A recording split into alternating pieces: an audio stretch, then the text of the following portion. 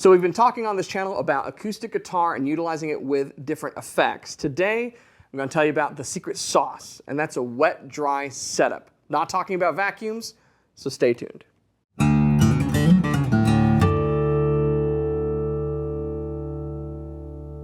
Hey, you're watching Alamo Music TV. My name is Chris McKee with Alamo Music Center in San Antonio, Texas. You can find us online at alamomusic.com.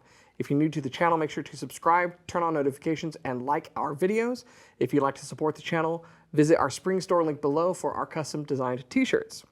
So today we're talking about a wet-dry setup. This is not a vacuum that you pick up from the hardware store that vacuums up sawdust and water. No, we're talking about doing this with your guitar.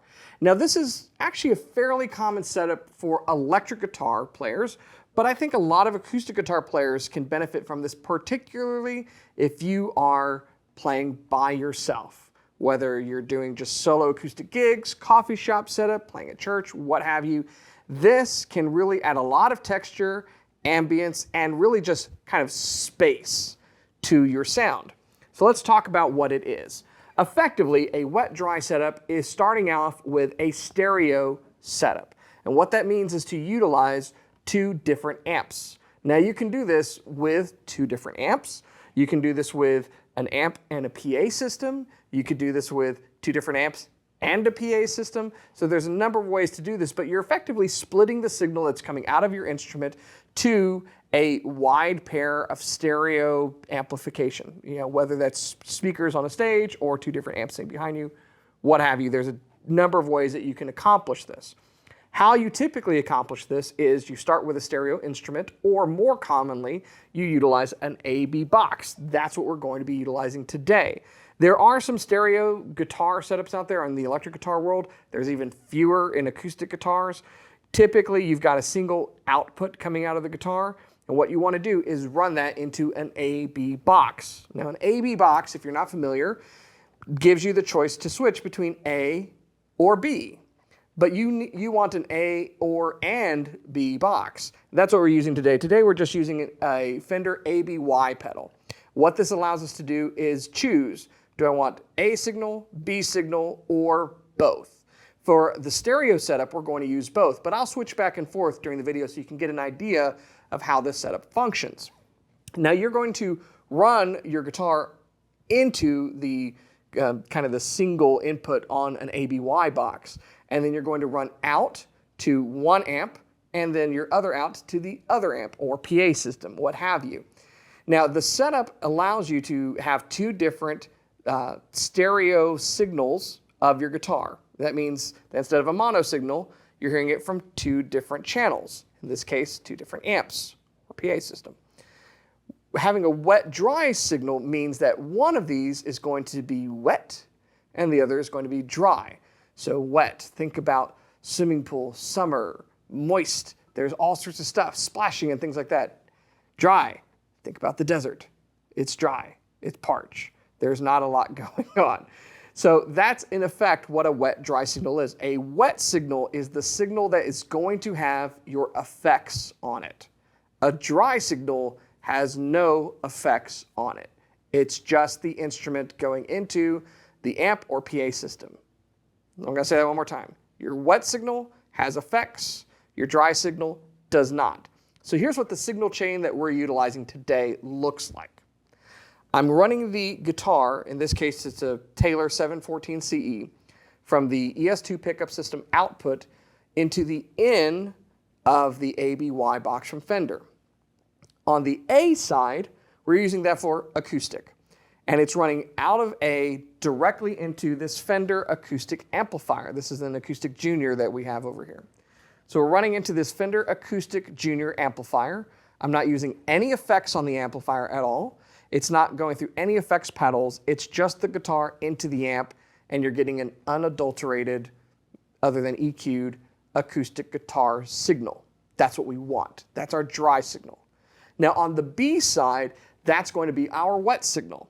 For the signal chain here, the acoustic guitar is running into the ABY, and out of the B channel, we're going through three different effects pedals. I'm using a modulation, a delay, and a reverb pedal. In this particular case, it's the Ola from Strymon, the Brigadier, which is a bucket Brigade delay pedal from Strymon, and then the Blue Sky, which we featured in our video about using acoustic guitar with reverb.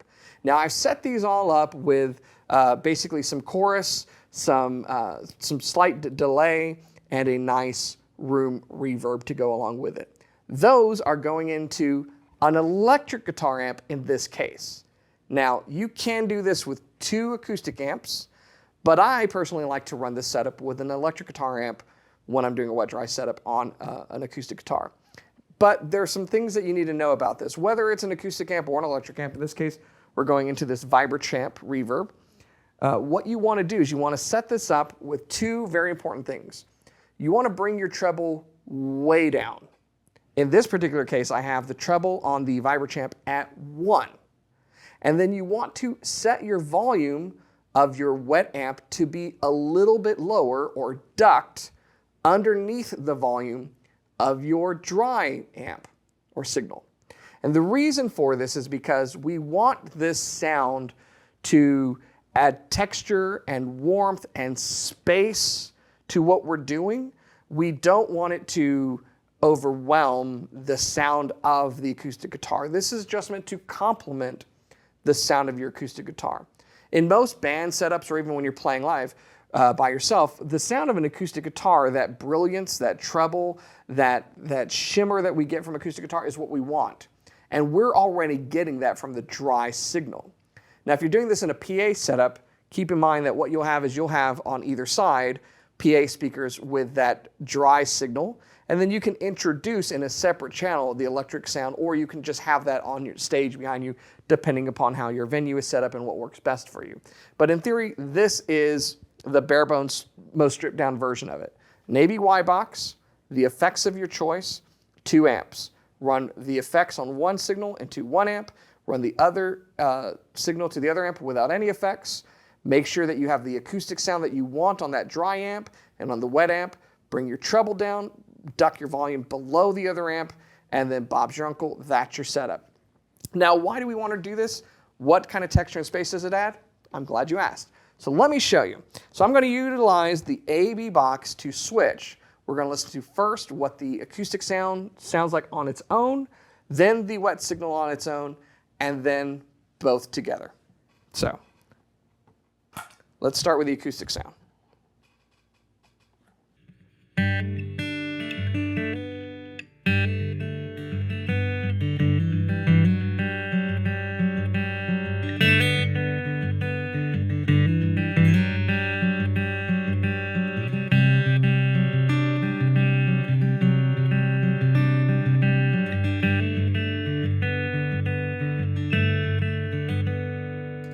Now let's listen to the wet signal.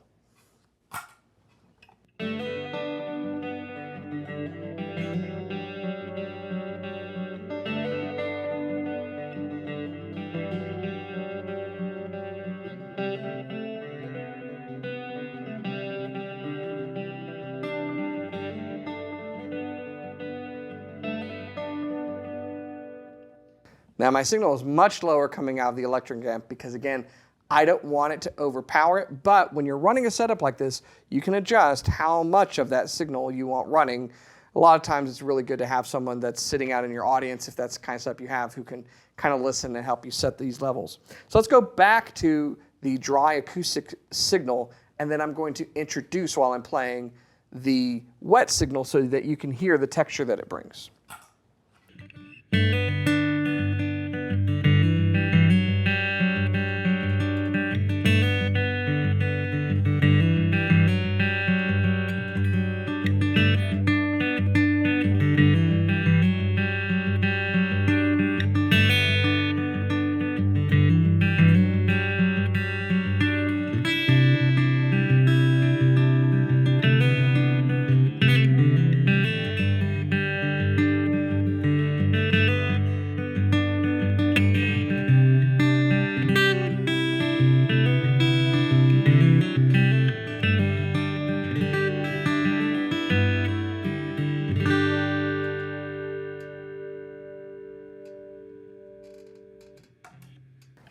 And that's it in a nutshell. Now, Like I said, we've dialed in some chorus, some delay, and some reverb. And if you're an acoustic guitar player who's just now getting into effects pedals, hopefully our delay and reverb videos have been helpful to you. But if I had to pick 3 effects that I think an acoustic guitar player should have on their pedal board when they're starting out, it would be these 3. Not necessarily has to be the Strymon, but you should definitely have a modulation, typically chorus effect on there. You should have a delay of some kind, and you should have reverb.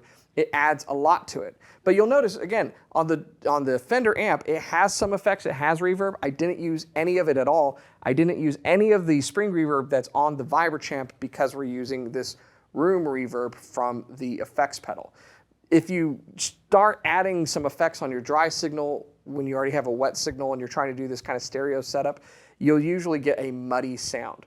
Now, I showcased in some of the videos that we did that you can actually dial in your mix of particular pedals, and that's true, but doing that with multiple pedals, like you can affect the mix of the reverb.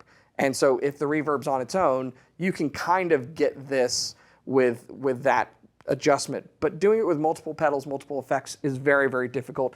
This setup is where this really shines. And I utilize this setup. I have this on my pedal board, and a lot of times when I'm playing by myself, it really helps to add a lot to the wall of sound that is supporting me when I'm singing or whatever it is I'm doing. So it's a great setup. I think a lot of people should experiment with this more, and hopefully just exposure to this will kind of light a fire in you so you can experiment with this. And that's really what I want you to do. So here's what you need.